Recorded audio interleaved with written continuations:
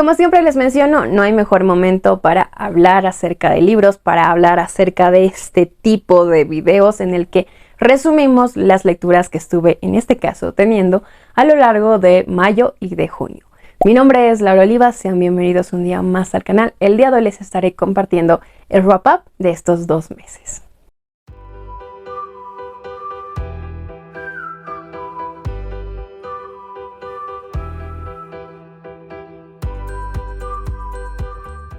Antes de empezar, quiero agradecerles por los mensajitos que me estuvieron mandando y escribiendo también en el video de celebrando los 3 años que llevamos en la plataforma. Aún no los he respondido todos, pero de verdad les agradezco muchísimo el apoyo tan bonito que le brindan al canal, que le brindaron al video. De verdad, me pone muy contenta poder compartirles mis lecturas y que de una u otra forma también sean ustedes parte de ellas. Así que, de verdad, muchísimas gracias. Y como bien les adelantaba, en este video quiero hablarles de libros, por supuesto, y quiero hablarles de las lecturas que estuve leyendo a lo largo del mes de mayo, del mes de junio, que en general fueron lecturas muy buenas y se debieron dar cuenta porque últimamente lo único que estaba compartiendo era reseñas de libros, porque realmente valía la pena hablar de cada uno de estos libros en un video en particular. Así que bueno, sin más, no quiero que este video se alargue demasiado porque son varias lecturas. Voy a empezar con el primer libro, que es Número 2 de David Fuenquinos. Este libro es una combinación entre ficción y biografía en el que el autor toma como protagonista a Martin Hill, el niño que estaba a nada de convertirse en nuestro querido Harry Potter, que conlleva estar a un paso de tener un éxito enorme y simplemente tener que quedarte en una esquina viendo el éxito del otro. Es lo que vamos a ir descubriendo a lo largo de las páginas de este libro, porque mientras el mundo vivía el éxito de Harry Potter, amábamos cada libro, amábamos la salida de cada película, pues ese éxito para ese niño significaba el fracaso. A grandes rasgos, yo creo que es muy difícil empatizar con lo que sucede con Martin Hill, porque en un punto dado incluso es muy fácil decir, bueno, no obtuviste tu papel, sigue adelante, pero yo creo que lo que nos presenta este libro no solamente es ese acercamiento al fracaso, sino el papel que juega nuestro entorno. Vamos a ir viendo cómo su entorno realmente él estaba pasando muy mal porque muchas cosas le van sucediendo que no son nada gratas. El autor hizo un trabajo maravilloso porque para nosotros los lectores que amamos el mundo mágico de Harry Potter, nos acerca no solamente a una historia tal vez poco conocida, sino nos acerca a los inicios de Harry Potter, porque en esas combinaciones de salto de tiempo, de líneas narrativas, también nos vamos a acercar un poquito a lo que fue el descubrimiento de esta historia, cómo la autora presenta este manuscrito, cómo la persona correcta lo lee, cuáles fueron esas negociaciones para publicar el libro, para hacer las películas, y por supuesto el punto culminante es cuando este niño es seleccionado para ser parte del casting. 2 niños están en el papel para ser Harry Potter y bueno, uno de ellos es descartado y justamente es Martin Hill. Es un libro muy interesante que les digo, no solamente nos acerca al fracaso de una forma un tanto más realista, nos damos cuenta la importancia de nuestro entorno, la importancia de la palabra correcta, de la persona correcta en el momento correcto, que no siempre llega. De verdad, si tienen la oportunidad de leerlo, les aconsejo mucho hacerlo. Otro libro que estuve leyendo, y si pudiera definirlo en unas pocas palabras, diría que es un regalo para los lectores. Pétalos de papel de Iria Parente y Selene Pascual. Es la primera vez que me acerco a la escritura de las autoras. Sí las había escuchado por parte de muchas personas que incluso conozco. Sin embargo, estaba un poquito reacia a que me guste o no. En este caso me acerqué a este libro, más que nada por la portada, porque no me pueden negar que es preciosísima.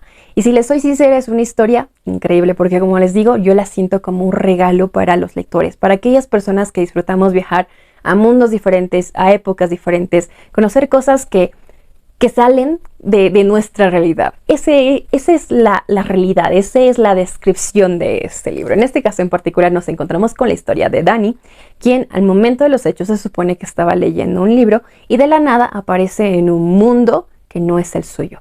Un mundo que se pinta mágico porque existe una reina, porque hay una corte, hay guardianes y en el momento de los hechos ella se encuentra con una persona que se supone tiene el objetivo de volverla a mandar a su mundo real. Sin embargo, ella había viajado a este mundo con una de sus mejores amigas.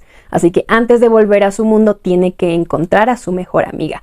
¿Qué es lo que ocurre en ese trayecto? Es lo que vamos a ir encontrando a lo largo de estas páginas, porque nos vamos a dar cuenta que estamos hablando, sí, de un mundo mágico, pero que no se pinta tan favorecedor. ¿Qué cosas oscuras ocurren? Porque se supone que las personas viajan a este mundo, pero sienten que este mundo es algo como un sueño. Y las personas que viven en este mundo suelen aprovecharse de ellos y convertirlos en sus sirvientes, haciendo que ellos no puedan volver a sus mundos reales nunca más. El objetivo es encontrar el libro que estabas leyendo en el momento de los hechos para así poder volver a tu mundo. En este caso, lo que sucede con Dani es algo muy interesante porque ella sabe que una vez que vuelva a su mundo va a olvidar todo lo que está ocurriendo, así que decide escribir cada una de las cosas que le va sucediendo.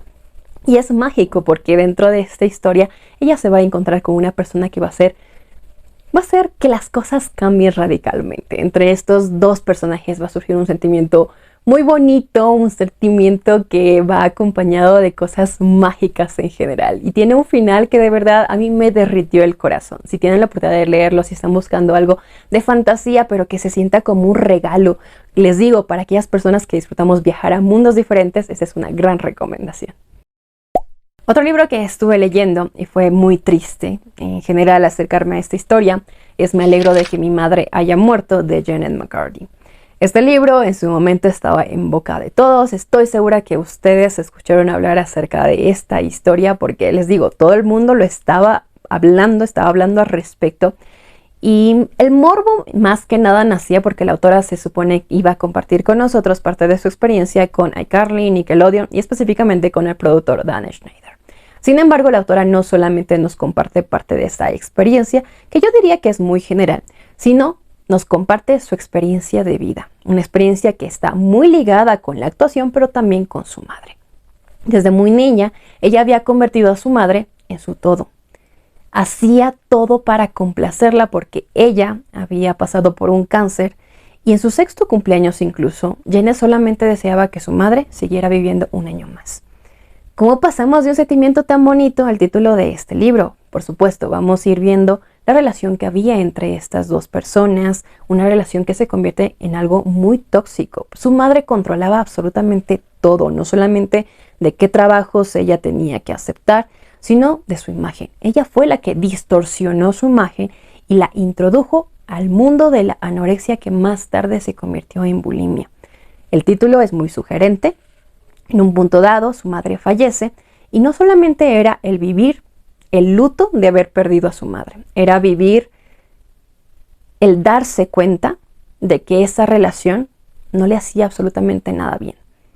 E incluso las reflexiones a las cuales llega la misma autora son muy interesantes, porque nos hablan de que no todas las personas, no todas las mujeres, no todas las madres deberían ser madres.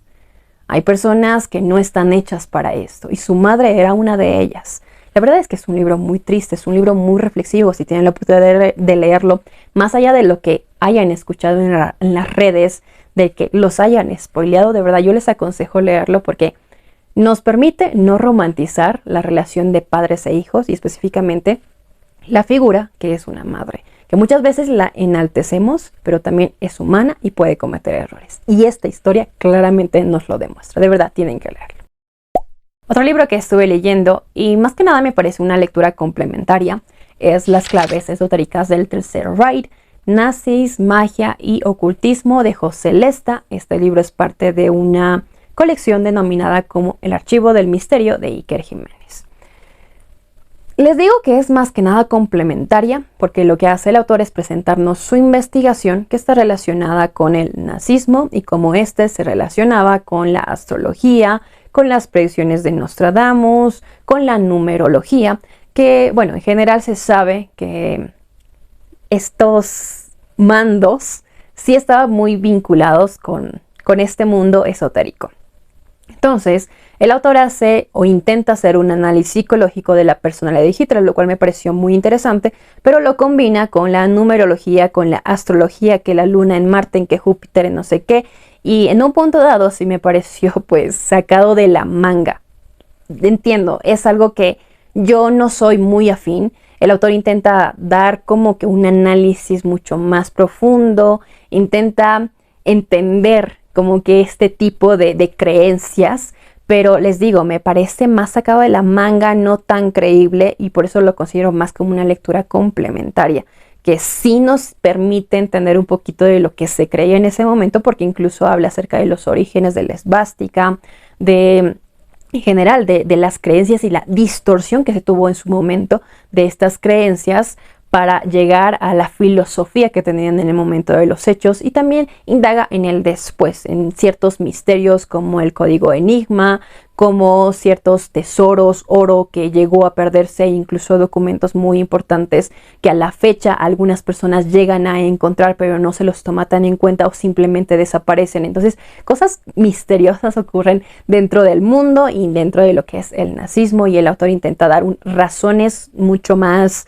lógicas, pero a la vez no tanto, porque sí estaban vinculadas con la numerología, con la astrología. Entonces es un libro muy interesante a grandes rasgos, pero les digo, yo creo que es más que nada complementario, y para entender un poquito de las creencias que se tenían en ese momento, que sí estaban vinculadas con esas cosas que yo no me las creo tanto, la verdad. Así que bueno, de todas formas, se los dejo como una recomendación si quieren aprender un poquito más al respecto o complementar algo que ya estaban estudiando. Otra lectura que estuve realizando a lo largo de estos 2 meses, parte de la colaboración con la revista 88 grados y con la editorial 3600, es La Fuente Magna de Diego Matos. Hace tiempo tenía ganas de leer una novela de la editorial, porque yo siento que el fuerte de la editorial está en los relatos cortos, en la compilación de relatos cortos. En este caso es una novela, y de verdad fue muy grato leer al autor y conocer esta historia, mucho más cuando se basa como que en una pieza que sí existe, que es la Fuente Magna, y ya les explico un poquito. En este caso nos encontramos con la historia de María Leiva Fernanda, o María Fernanda Leiva, quien es invitada a Bolivia porque ella es una arqueóloga especialista en asiriología. Su invitación radica en poder estudiar una pieza y verificar los grabados que existen en ella, porque se supone que son grabados cuneiformes.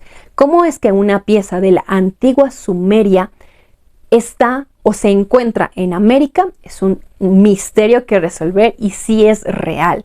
De hecho, pues se supone que no había contacto con las antiguas civilizaciones, entre ellas. Entonces, esta pieza, una vez que aparece en Bolivia, cerca del lago Titicaca, hasta ahora es un misterio si es real o no, pero sí es una pieza que se puede encontrar en Bolivia, y específicamente en el Museo de Oro acá en la ciudad de La Paz. Entonces el autor toma esta pieza como referencia y nos presenta una historia que encierra un misterio para verificar si esta pieza es real o no, que involucra asesinatos, que involucra secuestros, que involucra cosas muy misteriosas, que en general hacen que este libro se convierta en un thriller muy adictivo, que me gustó bastante porque dentro de la ficción que nos puede presentar, el autor nos habla acerca de una problemática que es el tráfico de piezas arqueológicas. Acá vamos a ver cómo una persona intenta vender estas piezas a un precio muy elevado, y hay otra persona que llega como para robar esta pieza. O sea, cosas muy fuertes ocurren acá. Así que de verdad, si tienen la oportunidad de leerlo, yo les aconsejo muchísimo, porque de verdad es una historia muy adictiva, y además que encierra un misterio que hasta la fecha sigue siendo un misterio, que está vinculada con la Fuente Magna. Así que nada, pues una recomendación más. Otro libro que estuve leyendo y fue de lo más tétrico, crudo, que he leído en estos 2 meses es Cadáver Exquisito de Agustina Basterrica. Es una distopía en el que la autora nos presenta una realidad donde los animales son atacados por un virus que convierte a los animales en general en peligrosos para los humanos, haciendo que su carne pues ya no sea viable para el consumo. Y se nos ocurre la brillante idea de sustituirla con carne humana, lo cual incluso se convierte en algo beneficioso para los gobiernos y para la problemática de la sobrepoblación. Entonces se necesitan ciertas regularizaciones que el gobierno le empieza a darlas. En un punto dado, pues todo lo que ustedes puedan imaginar que al día de hoy utilizamos animales, en esta realidad utilizamos humanos. Utilizamos la piel de los humanos para nuestros bolsos, para curtiembre en general. Utilizamos la carne humana para el consumo. Incluso hay humanos criados para la cacería, para el laboratorio, porque se necesitan hacer ciertos experimentos con ellos. O sea, llega un punto en el que todo lo que se nos narra es demasiado incómodo, porque esas narraciones son tétricas. Y obviamente hay un punto, hay un hilo narrativo que está vinculado con el protagonista, que es Marcos Tejo. Él es el encargado de un frigorífero, así que de primera mano vamos a tener ese acercamiento con el comercio de los humanos. Así que es muy tétrico. ¿Qué es lo que ocurre? Bueno, Marcos Tejo no solamente nos describe este mundo, sino que en un punto determinado de la historia recibe como regalo, como obsequio, a una hembra criada para el consumo. Pero él no la consume y empiezan a surgir en él sentimientos pasionales, carnales, se los dije en su momento, no sé cómo nombrarlo, y cosas raras empiezan a suceder. Es un mundo dibujado y descrito a la perfección, porque yo creo que hay que tener magia, hay que tener algo para no solamente sentir esa incomodidad, es analizar esa vinculación que al día de hoy tenemos con la carne. O sea, ¿qué tanto podemos necesitar de la carne para que se nos ocurra la idea de empezar a consumirnos nosotros mismos? O sea, es un libro demasiado interesante que no solamente es analizar lo que hacemos al día de hoy con la carne, con los animales, sino lo que somos capaces de hacer con aquellos seres que consideramos que no son iguales a nosotros, que pueden ser inferiores incluso. Así que ojalá puedan leerlo. Siento que no es un libro para todos, pero es un libro demasiado interesante. Otro libro que estuve leyendo, y yo me había acercado inicialmente a la historia por la película, pero había conseguido la segunda parte, por lo tanto necesitaba conocer la historia del libro. Estoy hablando del niño con el pijama de rayas de John Boy. Este libro, se los describo a muy grandes rasgos si es que no lo conocen, aunque lo dudo, es la historia de Bruno, un niño de 9 años quien con su familia se traslada cerca de un campo de concentración en el periodo de la Segunda Guerra Mundial a raíz de que su padre había ascendido como comandante del campo. Él era un explorador. Sin saber exactamente lo que ocurría dentro del campo de concentración, desde su ventana él simplemente veía a personas caminando, que parecía que estuvieran como que trabajando. Ellos llevaban un pijama de rayas, pero él no tenía muy en cuenta qué es lo que sucedía. Él era un explorador, o se creía un explorador siendo un niño, y va ahí caminando por el lugar hasta que se topa con una valla en la cual se encuentra un niño llamado Shmuel, un niño judío quien era parte del campo de concentración, vivía dentro del campo de concentración. Y entre ambos, a raíz de una conversación, pues nace como que un sentimiento de amistad que va creciendo con el día a día, porque justamente Bruno le llevaba comida, y dentro de esa inocencia podemos darnos cuenta que los niños también pueden ser muy crueles. Hay conversaciones que de verdad a mí me desconcertaban. ¿Qué es lo que sucede a continuación? Pues no voy a entrar en más detalles, suceden cosas muy trágicas en general. Y siento que a diferencia de la película, el libro llega a ser un tanto más realista, porque en la película como que se asume ya lo que sucede y los padres ya asumen lo que sucede con Bruno y etcétera, pero en el libro llega a ser un tanto más realista porque hay un periodo de desaparición, un periodo en el que como que de incertidumbre, que no se sabe qué es lo que pasa con Bruno. Creo que ya les estoy spoileando, pero necesitaba decirlo. Esa es la gran diferencia entre el libro y la película y es la razón por la cual yo me inclino más por el libro. De todas formas, si ustedes habían visto la película, les aconsejo mucho leer el libro porque complementan mucho la historia y porque de verdad es una historia que vale la pena conocer. No solamente por, en general, la tragedia, sino porque nos demuestra que nadie se salvó. O sea, habían inocentes que también fueron parte de todo este mundo, de toda esta filosofía. De verdad es un libro muy interesante. Si tienen la oportunidad de leerlo, de verdad les aconsejo hacerlo. Y justamente complementando al libro anterior, me leí Todas las piezas rotas de John Boy, que es la segunda parte del niño con el pijama de rayas. La voz principal y protagonista de esta historia es Gretel, la hermana de Bruno, quien en el momento de los hechos, en el momento del niño con el pijama de rayas, tenía tan solo 12 años. Ella nos va a ir contando tal vez una de las grandes cuestionantes. ¿Qué pasó con la familia de Bruno? ¿Qué pasó con ellos al término de la Segunda Guerra Mundial? Y por supuesto, va a ir develando cada una de estas situaciones, de estas preguntas cuestionantes, porque sí, el libro del niño con el pijama de rayas tuvo un final muy abrupto. Y es muy interesante porque en el momento de los hechos ella ya está por cumplir 92 años. Así que tiene mucho, mucho por compartir, por contar. No solamente qué es lo que pasó al término de la Segunda Guerra Mundial, cómo su padre fue condenado a la horca, cómo con su madre tuvieron que trasladarse a Francia, cómo vivieron las consecuencias de la guerra porque los franceses repudiaban cualquier vestigio de lo que era alemán, cualquier persona que tuviera acento alemán le hacían como que pagar las consecuencias de lo que había sucedido. Como llegado el momento ella se tiene que trasladar a Australia, como su último destino es Inglaterra, cómo llega a formar una familia, si la forma, en qué circunstancias. O sea, hay muchas cosas demasiado interesantes que ella tiene para compartirnos. El punto culminante de cierta forma, donde ella decide tal vez hablar acerca de toda esta experiencia, es cuando una familia decide trasladarse al piso de abajo donde ella vivía. La familia era muy violenta en general, al menos el padre, quien ejercía violencia con la madre. Ella escuchaba los gritos de la madre, los niños de un niño que tenía la misma edad de su hermano, 9 años, al momento de desaparecer. Entonces, pues, ella empieza a revivir muchas cosas que nos los va a ir compartiendo a lo largo de estas páginas. Y es muy interesante, de verdad.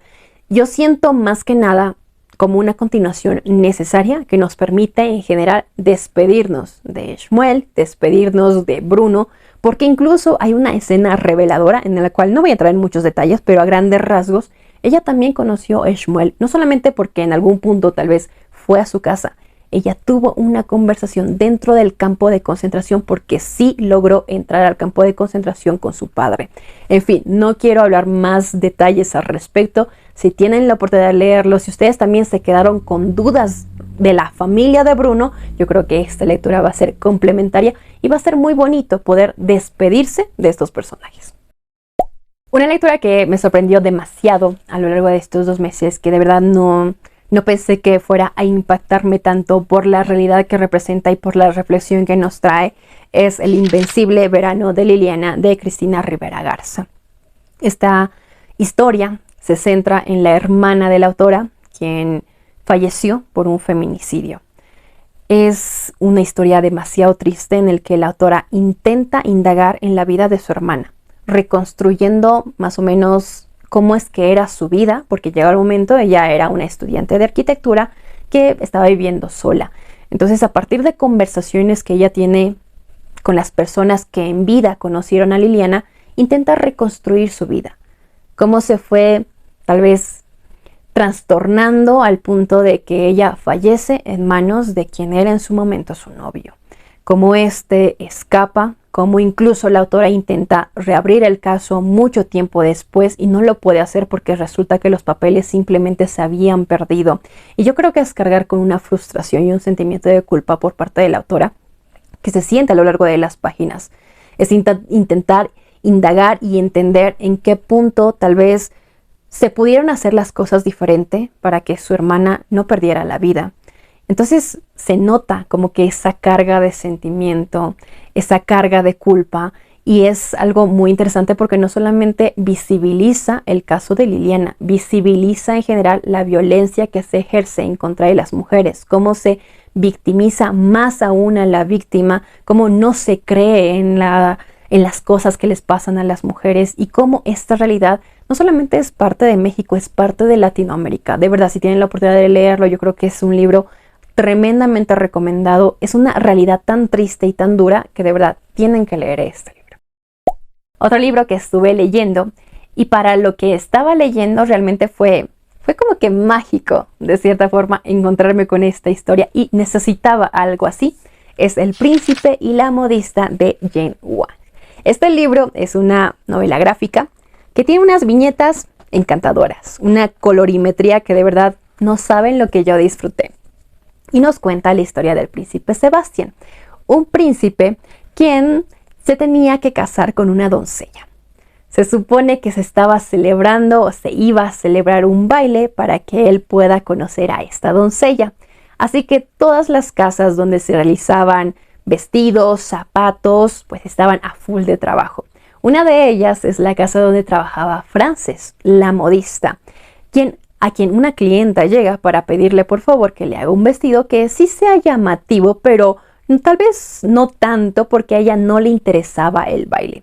Así que Frances pone en marcha su imaginación y hace un vestido que sí llamó la atención de todas las personas, pero no de la forma más agradable. Así que su jefe al día siguiente le dice: tu trabajo fue repudiable, así que ya no trabajas más acá. Y en ese momento llega una persona para decirle, te quedaste sin trabajo, yo te doy trabajo y te pago mucho mejor. Así que Frances sin más acepta. Y resulta que quien la contrata es el príncipe Sebastián. Porque su secreto está que por las noches él se transforma en una princesa. Una princesa que luce vestidos encantadores, de la cual todo el mundo habla porque literalmente lo que estaba haciendo era poner en moda muchas cosas que tal vez no se esperaban. Así que Frances actúa como modista para esta princesa. El punto culminante llega cuando Frances, a raíz de ciertas cosas que están sucediendo, pues no le da el crédito al trabajo de Frances, porque darle el crédito al trabajo de Frances era asumir, o mejor dicho, era aceptar que él era el príncipe. Así que nada, pues, ¿qué sucede a continuación? Es lo que vamos a ir descubriendo a lo largo de estas páginas. Y es una historia preciosa que no solamente nos habla sobre la identidad de una persona, sobre descubrir esa identidad y aceptarla, que también tu entorno sea capaz de aceptarla. Es un libro de verdad muy bonito, es un libro reflexivo dentro de lo simple que puede parecer, y además esas viñetas encantadoras, de verdad vale la pena muchísimo conocerlo. Si tienen la oportunidad o han leído acerca de este libro, me encantaría saber sus comentarios. Y bueno, hasta acá el video de hoy. Tenía muchas ganas de compartirles estas lecturas que les digo, fueron muy interesantes. Creo que cada una de ellas tiene su esencia. Si ustedes conocieron alguno de estos libros, sabían al respecto, los leyeron, me encantaría saber sus comentarios. Opinamos lo mismo, no tanto. Además, ¿qué estuvieron ustedes leyendo? ¿Qué lectura pueden recomendarme? Me encantaría leerlos. Por mi parte, me despido. Espero que este video les haya gustado y les agradezco que me acompañen un miércoles más. Que tengan un muy bonito día y que tengan muy buenas lecturas. Y chao.